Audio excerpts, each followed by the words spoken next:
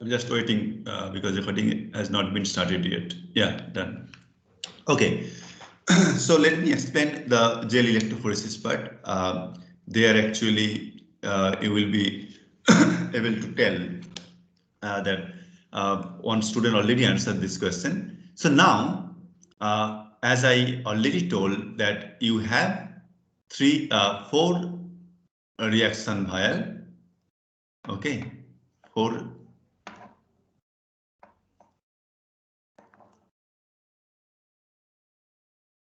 reaction. So here you have defective T, defective A, defective G, and defective C. But remember that all other nucleotides are also there. Otherwise, chain synthesis will not be happening at all. Now, if you run a gel, this gel is little different from agarose gel electrophoresis because the idea is same, the principle is same. But the thing is, in case of agarose gel electrophoresis, the resolution limit is not that good. But here, even you can differentiate the difference of just one nucleotide. Still, you can do this. So I would say some better gel, and you have to add some additional parameter, then you will be able to like detect just one nucleotide difference here. And DNA negatively charged, so it will go from negative to positive side. So now if you load it here, this is tube number 1. So 1, 2, 3, 4. So now here 2, 3, 4. Now based on the sequence, whatever I wrote already while I was explaining, let me ask you one thing. So those are the four different lane. Lane means I have loaded in lane 1, sample from tube 1, and lane 2, sample from lane 2. That's all. So where you will get, in which lane you will get the smallest product. That means that is migrating faster. So in which lane you will get the smallest product? Tell me.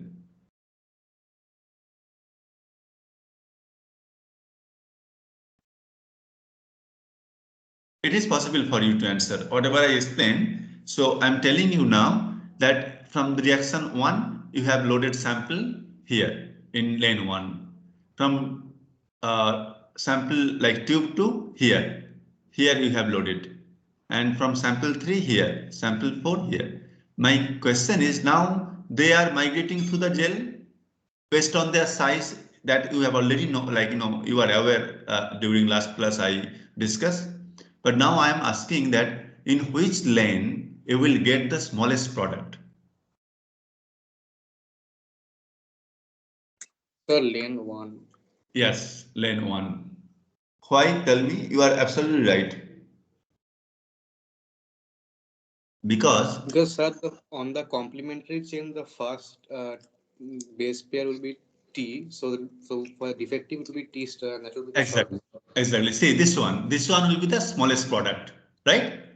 This DNA will be smallest product. So it has T here. So you will get like band here. That is the smallest one migrating faster.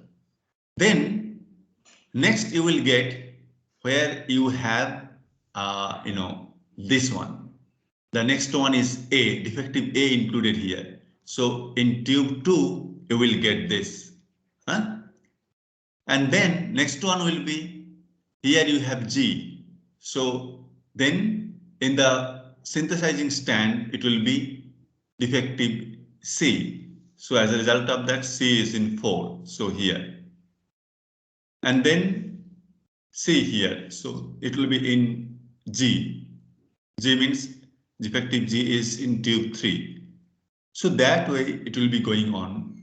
And finally, again, you will get T1 here, like because you have this T. So after say C, G, another G here, and then again C, and then T, this one. Tell me if this one is clear or not. If not, I will try to explain one more time this part. Frankly, just tell me. Otherwise, it will be difficult, later on also. Is it clear to you? Some student I've Sir, understood. Yeah. how much difference can a single nucleotide can make? Like the first and second, like they are just differ by a single nucleotide. Yeah, So just yeah. If I understand your question correctly, so this one and this one, they yeah, have difference of just one nucleotide. Okay. yeah, So still one nucleotide you can distinguish in this gel. So you have to run the gel for longer time, and it is possible to resolve. So in real life, it will not be that much of differences. Maybe you will get something like this. So say for example, now this technique we are not using right now. So this technique means the visualization. So when I say for example, when I did my PhD almost 15-20 years back, during that time, I used to do this, but now at the end, I will tell you more sophisticated technique, what is now being like, but the basic idea, the reaction is same. So in order to answer your question, while you are running the gel, so you cannot read the 200 nucleotide in a same gel, because the difference between that one nucleotide, how you will resolve it. So as a result of that, from 4 tube you are taking sample in 4 lane, but you have to run 2-3 different gel. So as a result of that, one gel you run for say 30 minutes and then stop, and the another gel you run for 1 hour, because where you just run for 30 minutes, in that case you can read those smallest product, like small length product, but the very big product are not yet resolved. They are at the top of the gel, not yet resolved. So that way, kind of overlapping gel, so you have to run 2-3 gels and then you will get it. You can sequence the full 200 nucleotides, whatever written there. But now we have, I would say, robust technique, because even nowadays you can sequence like 1,000 nucleotide within hour, minute, I would say. It's very simple technique. Okay. So any more question?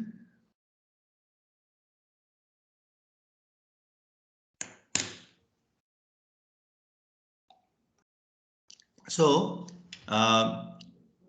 here, whatever I was trying to say, this visualization, how you will see that. At the beginning, I told that we used to use radioactive thing. So the primer, the 5' end is labeled with some radioactive phosphorus. Like that in phosphate group you have the P, so radioactive phosphate. So as a result of that, you have very little sample here in each band, right? Small sample.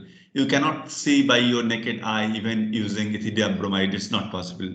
So only thing you can detect this radioactive thing. So you have to develop, just like whatever nowadays we do, like we are not like that. Again, you didn't see that because long time back it has already been stopped. Like a long time back, I would say, people used to take photograph, then they used to give the film to studio and they develop it, right? So kind of not this digital one before that. So similarly, this film, so on top of the gel we put some extra film, and then this radioactive particle, they are hitting that extra plate, and then we develop that, so you will get those band from this radioactive sample. So as a result of that, you will get this banding pattern, right? Because we have very little amount of sample here in this case. So you cannot really see by ethidium bromide or any other thing. But nowadays, instead of radioactive thing, I will tell you some more sophisticated technique where you can, you can process this better. That is one thing. But before that, I have one important question here to discuss issue here. Intentionally, I told you that defective A, defective T, but that is not very scientific language, right? I just told so that I can ask this question. So can you guess what is the defect here? What could be the defect so that it is not getting extended anymore? Sir, Based an on OH is missing. very good, excellent. So the thing is, here defective is nothing but, I told you that in other class at the beginning in DNA, that class mostly Dr. Somo they covered. So you have the ribose sugar, right? So in case of DNA, this is deoxyribose. So here you have the nucleotide and here P. So now H, OH. And now in case of this nucleotide, like in case of DNA base, this is also H. And in case of RNA, it should be OH, but this is DNA. So forget about it. This should be H. These 3 prime, so 1 prime, 2 prime carbon, 3 prime, 4 CH2, then POH. So here 3 prime. So 3 prime OH is required for DNA polymerase to be extended. So in this, defect means nothing. Instead of this OH, you have just H, so that it will not be extended anymore whenever it will be incorporated. So this is called, the method is, that's why called DDNTP, dideoxynucleotide triphosphate. Again, I am telling you, here those are DNTP. DNTP means deoxynucleotide triphosphate. Deoxy means this position you don't have the oxygen, deoxy. All bases or nucleotide in DNA, they are DNTP, deoxynucleotide triphosphate. But if it is RNA, then you will have one OH here, right? But this defective T, defective A means they both in 2' and 3' position, they don't have oxygen group. So dideoxynucleotide triphosphate. So this method was, developed by Frederick Sanger, and he got Nobel Prize also for that. This is called dideoxy chain termination. So whenever the dideoxynucleotides are incorporated during the extension of DNA, during DNA synthesis, then immediately it will be stopped.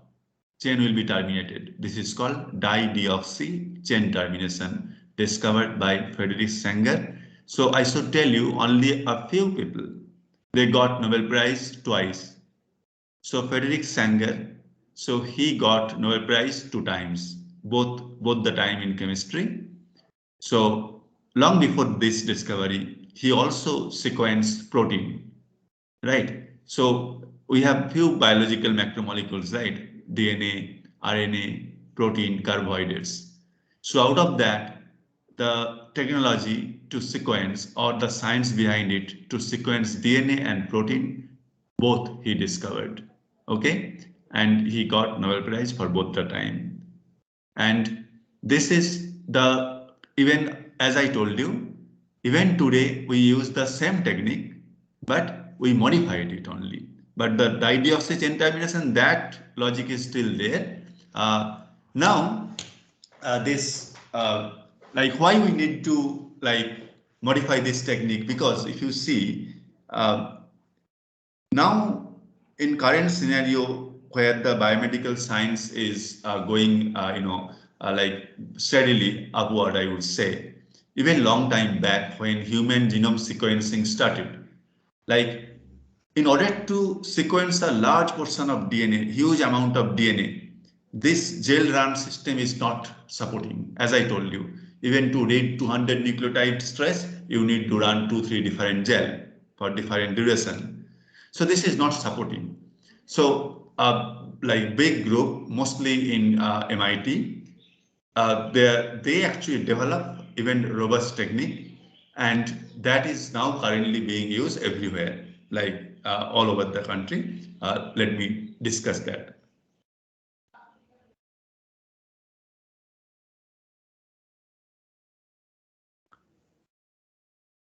The basic idea is same. The reaction is going on. So only thing what they have done, I told you that in this technique, you will use 4 different tubes of reaction, and all 4 tubes, they contain here dideoxy A, dideoxy T, dideoxy G, and dideoxy C, in addition to regular nucleotide triphosphate. But in this case, what happened? We carry out in modern technique, whatever we are doing this, we use just one tube. Instead of 4 tube, we use only 1 tube. That's all. So that means this dideoxy ATGC,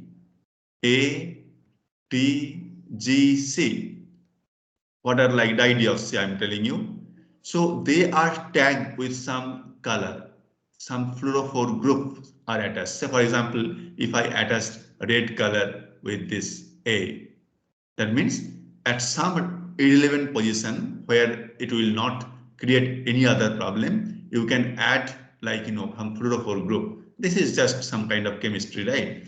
And T here, green color, say G, blue color, for example, I'm saying, and C, black color, some kind of dye or fluorophore. If you attach with this dideoxy A, dideoxy T and GC, so then you can carry out the reaction in just one tube because already they are tagged with different color. Now what we do? Instead of gel run, we use some gel electrophoresis, but that is called capillary gel electrophoresis. We have one very narrow, small tube kind of thing, right? It's kind of capillary gel electrophoresis. So narrow tube, and here after the reaction, you have to load your sample or sequence product here. And in the capillary gel, this is really narrow and long. Here also you have the electric field, negative, and this side is positive. So as a result of that, whatever you have loaded here, it will be coming in this direction from negative to positive direction. And now here in the capillary tube, again those DNA fragments, they will be separated based on their size. Now the good thing is you have like some color tag. So as a result of that, maybe this one, something like this, that means the sample is coming where the end is labeled with A, that's why red. And the next one maybe G, so something like this. And the next one is T, so it will be green, right? So that way it is coming. And now here, whatever the sample present here, they are not yet resolved. But when they will come here, by that time they will be resolved. By one nucleotide difference, they will be resolved when they are migrating more. And when this is like getting eluted, that means it is leaving the capillary tube. Here, just here, you have some laser-based system. So laser, and here you have detector. Laser and detector. So the purpose is just to detect which color is coming out from the tube. So for example, in this case, whatever I drawn, you will get first red color, then I draw blue color, then the green color. For example, again you have one T and then one C in black. So as a result of that, you will get, and then black.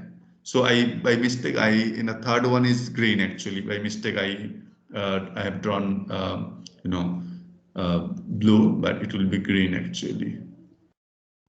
It will be green. And this is red, and this is blue. Blue. Yeah. So now, if you know which dideoxynucleotides are tagged with which color, then you can write. So you have this code already. So as a result of that, you can comfortably say this the sequence is A, then here you have G, then T, then A, then C. That way you can read. So this is now the technique we use instead of radioactive phosphorus or radioactive P, we use different fluorophore dye, and that those are attached to dideoxynucleotide, and you can track in this way. And this is very good actually. So this is very I would say a very nice setup, and it can be done almost anywhere, any good lab, they can perform it. Okay. So if you have any question, please ask me. Otherwise, I will go to the next step.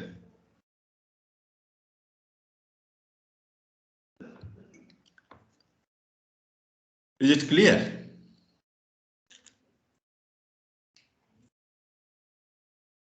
So you may expect that I will show you like some gel pattern, like some bending pattern. Then I would like to ask you that what will be the DNA sequence if this is the chart of this gel, how it looks like. Then what will be the sequence present on the template DNA, something like that. Okay.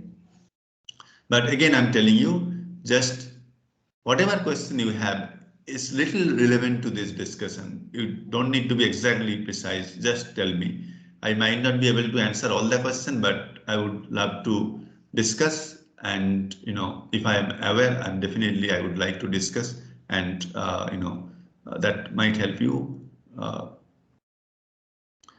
So next part is little bit. So DNA part is over, done.